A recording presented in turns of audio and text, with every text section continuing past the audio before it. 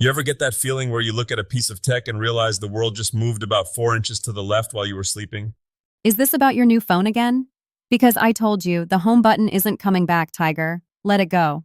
No, my thumb has finally accepted the glass screen. I'm talking about the weld shop. I was reading up on what's happening over in the South Korean shipyards. We've been talking about robotic arms for decades, those big orange spiders that live in cages, but we're officially entering the era of the humanoid welder. Humanoid, like C3PO holding a TIG torch? That feels more like a sci-fi movie than a manufacturing solution. Do they come with a dry sense of humor and a bad back, or is that a premium upgrade? Well, if they can mimic my knack for picking up the wrong grit of sandpaper 3 times in a row, then they're truly advanced.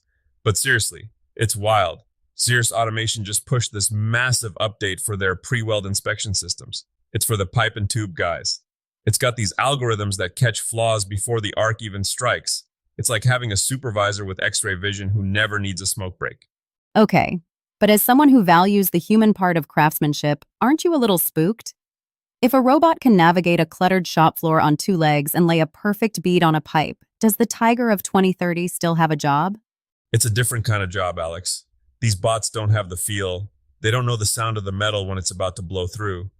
They're great for the repetitive stuff, the soul-crushing production runs that turn a man's brain into mush. But the intuition, the way you adjust your posture because you can feel the heat changing through your glove, a computer is just guessing at that based on numbers. It's an assistant, not a replacement. Besides, Basic Metals is adding 42,000 square feet to their plant. They aren't building all that space just for robots. They're building it because the demand for real structural work is exploding. Demand is definitely up, but the barrier to entry for the next generation is usually the toolbox tax. You know, that moment when a kid decides to be a mechanic or a plumber and realizes they need about 4 grand in tools just to get their foot in the door. Don't I know it? I remember my first set of wrenches. I bought them out of the back of a truck, and I'm pretty sure the metal was seasoned with nothing but hope and cheap chrome. They rounded off more bolts than they turned. Well, the good news is there's a leg up for those kids now. Bring Back the Trades just opened up their national grant program. We're talking $1,500 grants every month specifically for tool programs. 1,500 bucks. Man, that's not just a starter kit. That's a lifesaver.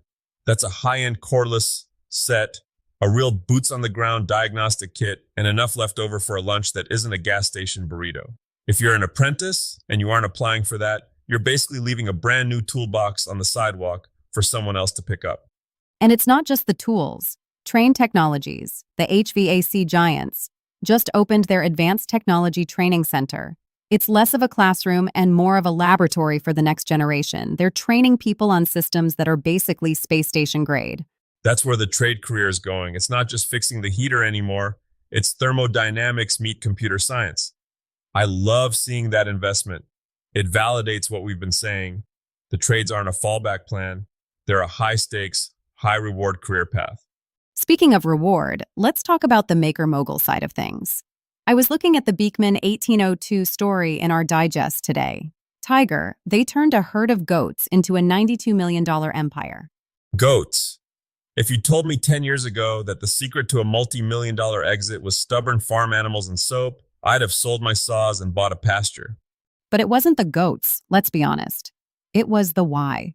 They didn't just sell soap, they sold a story. They sold the idea of a simpler, high-quality life. That's the piece most makers trip over. They spend 1,000 hours perfecting the joinery on a table, and they should, but then they take a blurry photo of it in a dark garage and wonder why nobody's buying. Shopify actually released a blueprint for 2026 that hits this hard. Validate before you overinvest. Don't build 50 of something because you think it's cool. Build one, tell the story of how it was made, see if the world bites, and then fire up the assembly line. It's about social proof. If you can't get someone to click pre-order, why would you spend your last 3 grand on inventory? It's a hard pill to swallow for the craftsman who just wants to stay in the sawdust. But if you want to be a mogul, you have to be a storyteller. Between you and me, I still struggle with that. I'd rather talk to a piece of walnut than a camera any day of the week. But you see these guys on the Maker channel, they're showing 60 different tools that save time. They aren't just showing the tool, they're showing the result. Efficiency is the bridge between a hobby that costs you money and a business that makes you money. Let's pivot to the weekend warriors. Our DIY mastery section for this week is pretty ambitious. A custom cabinet humidor? That sounds like a recipe for a very expensive pile of wood if the seal isn't right. Oh, that's a patience build. A humidor is basically a wooden submarine.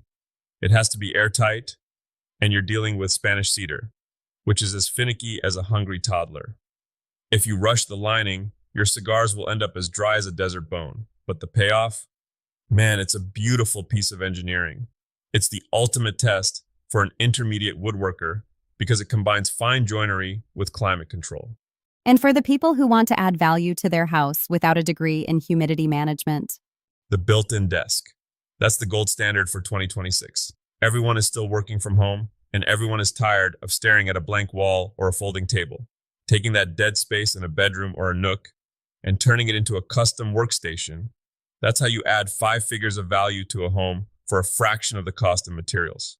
so what's the common thread here? Whether you're competing with a humanoid robot, applying for your first tool grant, or building a skincare empire from a goat farm.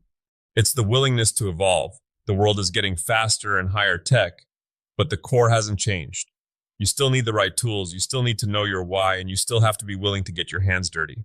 Whether you're using an AI-guided welding torch or a $20 chisel, the goal is the same. Leave something better than you found it. I think I found my why today. It's getting you to admit that a robot might actually be a better welder than you. Keep dreaming, Alex. When a robot can smell a knot in a piece of pine from across the room and know exactly how it's going to react to a plane blade, then I'll retire. Until then, I've got work to do. And that's the TigerDen Daily. Check the show notes for the Bring Back the Trades grant links and the Shopify blueprint. Now go make something. Seriously though, the humidor, you basically have to treat it like you're building a jewelry box for air.